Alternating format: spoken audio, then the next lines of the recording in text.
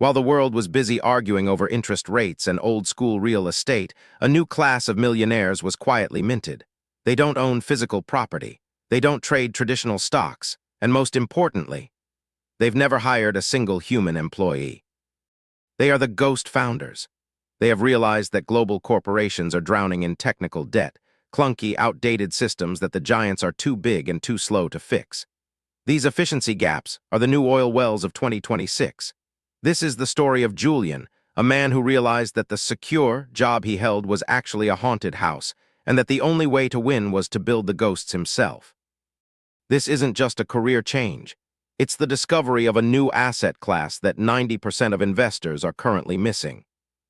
Julian sat in a dim home office, the blue light of 3 monitors reflecting in his tired eyes as he stared at a codebase that felt more like an archaeological dig than a software project. This was the digital Titanic, a monstrous legacy ERP system that powered a multi-billion-dollar logistics firm. Every time Julian tried to implement a simple update, 10 unrelated features broke.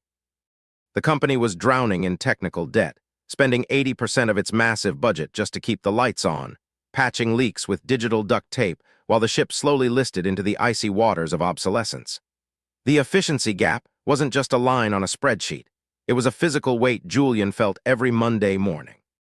He watched as the corporation hired hundreds of human cogs to manually bridge the gaps between their clunky, disconnected systems, people whose entire jobs were to copy data from one window and paste it into another. It was a massive, expensive, and fragile charade. While the C-suite gave speeches about innovation, Julian was deep in the hull, smelling the smoke of a system that was redlining.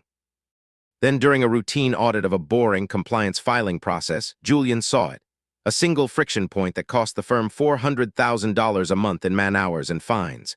It was a problem so specific and so dull that no major software vendor would touch it, yet it was a gaping wound in the company's side. He realized that the tech debt wasn't just a burden, it was a mess. Every failure point in this crumbling giant was a blueprint for a ghost solution. He didn't need to fix the Titanic. He just needed to build a life raft that worked 1,000 times better. Julian didn't hire a team to build his lifeboat. He orchestrated a symphony of code.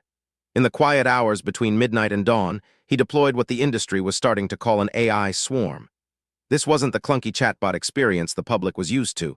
These were agentic workflows, autonomous entities capable of reasoning, executing, and correcting their own mistakes.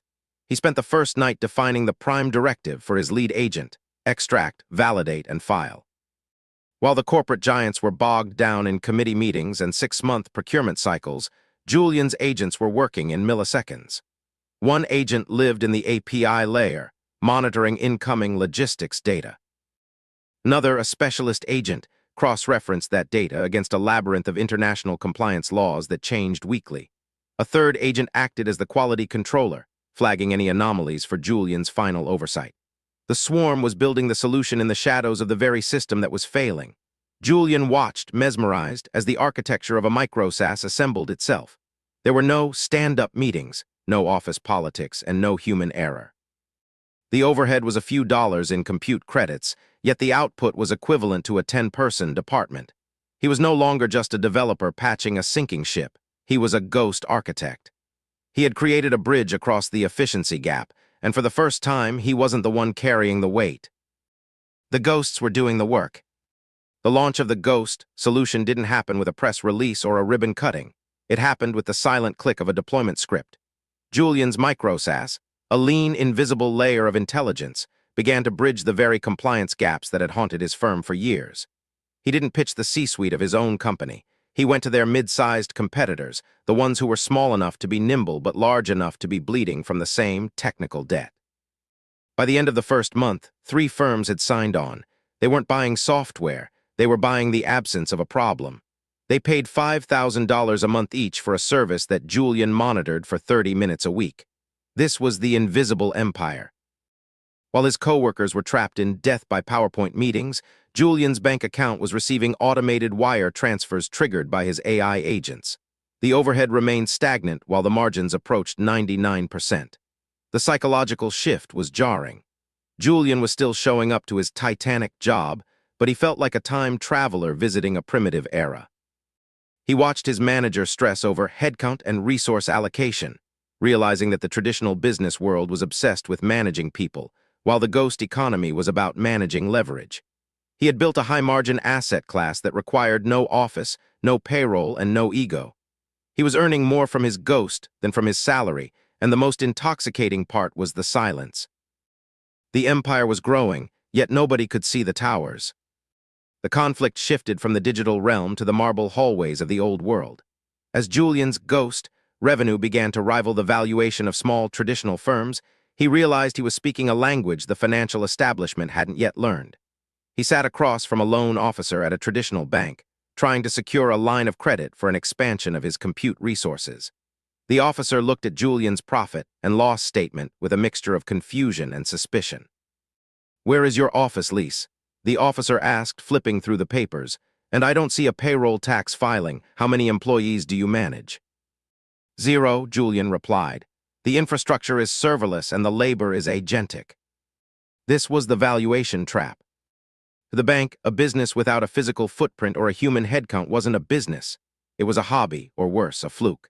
They wanted to see assets they could seize like desks, laptops, and real estate. They didn't know how to value a swarm of autonomous agents that solved a $10 compliance gap for $5 worth of electricity. Julian realized that the traditional world was still measuring power by the size of the shadow it cast, rather than the light it produced. Even the venture capitalists he met were trapped in the old ghost stories. They wanted to know about his burn rate and his hiring plan.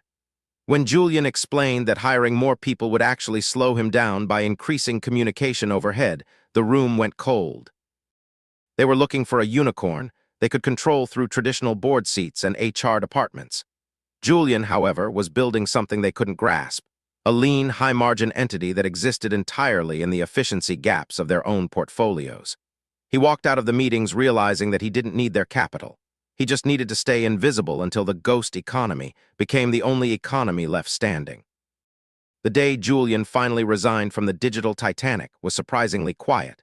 There were no dramatic exits or bridge-burning speeches. He simply closed his laptop and realized that the security he was leaving behind was the greatest illusion of all. He was no longer a senior developer. He was a ghost founder. He had successfully navigated the transition from selling his time to owning his leverage. In the ghost economy, Julian's life took on a new, intentional rhythm. He wasn't tied to a desk or a time zone. His employees, the AI agents, didn't need sleep, didn't have egos, and never called in sick. They continued to patrol the efficiency gaps of the industry, silently processing data and generating revenue while Julian spent his mornings at a local cafe or hiking in the hills. He had achieved what the hustle culture only promised: true autonomy. He wasn't working for the ghosts were working for him. The final lesson Julian learned was that the ghost economy isn't just about technology, it's about a fundamental shift in the human relationship with work. While 90% of the world remained haunted by the fear of being replaced, the ghost founders were the ones doing the replacing. They understood that in an age of agentic workflows, the most valuable skill wasn't the ability to execute, but the ability to architect. Julian looked at the city's skyline, seeing not just buildings, but a sea of technical debt waiting to be solved. He wasn't just surviving the change, he had become the architect of it. The digital Titanic was still sinking, but Julian was already miles away, sailing a fleet of his own making into a wide, bright horizon.